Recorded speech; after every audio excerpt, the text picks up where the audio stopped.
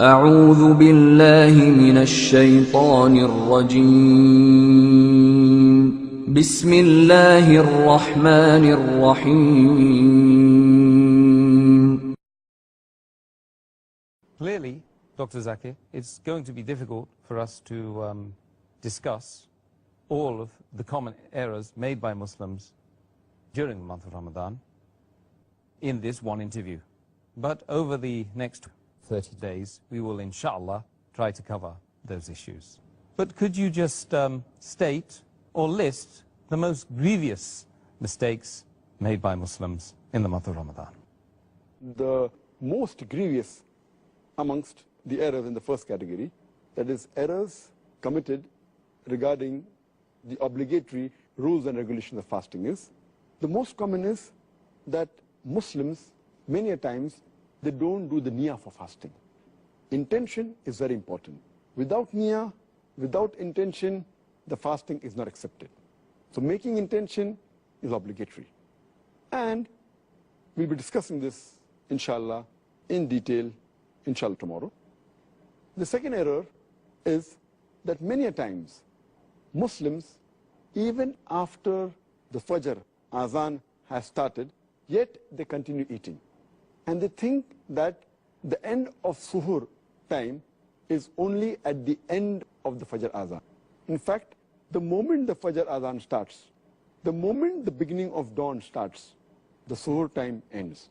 So this is an error which normally nullifies or invalidates the fast. The third error in the first category is that many people, they delay paying their zakatul fitr. And many times they pay after the Eid al-Fitr Salah. If we pay the zakatul fitr after Eid al-Fitr, then it is like normal charity. It does not come under the zakatul fitr. So these three are the most grievous in the first category.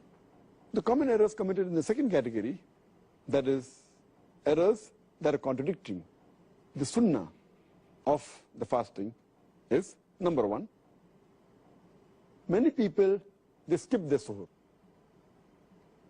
Some people, they have an early suhoor. That is, they have the suhoor 1 or 2 hours before the Fajr time.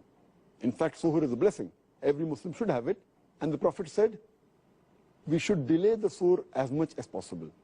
We should have it till just before the Fajr time. The third mistake committed by Muslims in this category is that they delay opening their fast. They delay the iftar. And our Prophet Muhammad said that the people will be good as long as they hasten in breaking the iftar. That means immediately after sunset, they should break the iftar. The fourth common error in this category is that many Muslims, they read unauthentic dua during iftar. The most authentic dua, as far as iftar is concerned, is Zahab al-Zama, wa abtallati uruku, wa sabat al-arj, inshallah. Which means that my thirst is quenched, the veins are moistened, and the ajr is near, inshallah, God willing.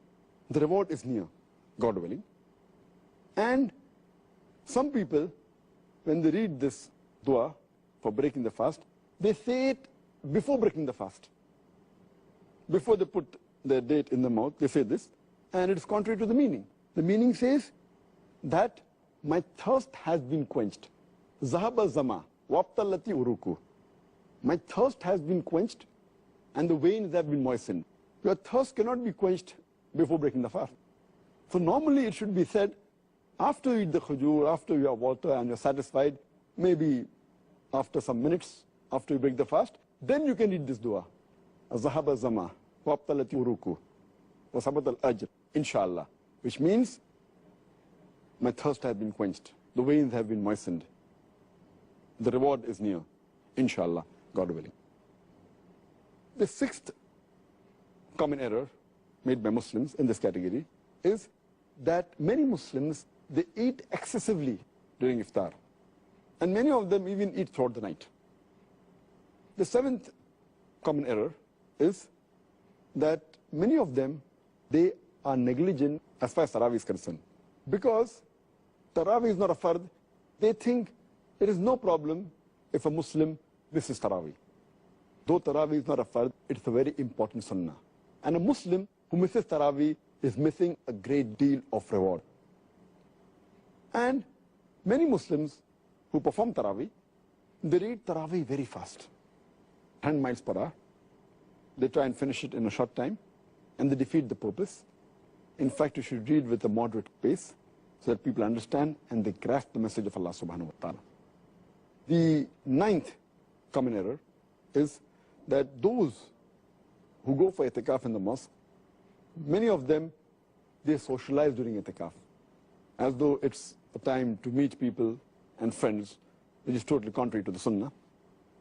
The 10th common error is that many of the Muslims think that the Laylatul Qadr is on the 27th night of Ramadan. And they only worship Allah subhanahu wa ta'ala on this night.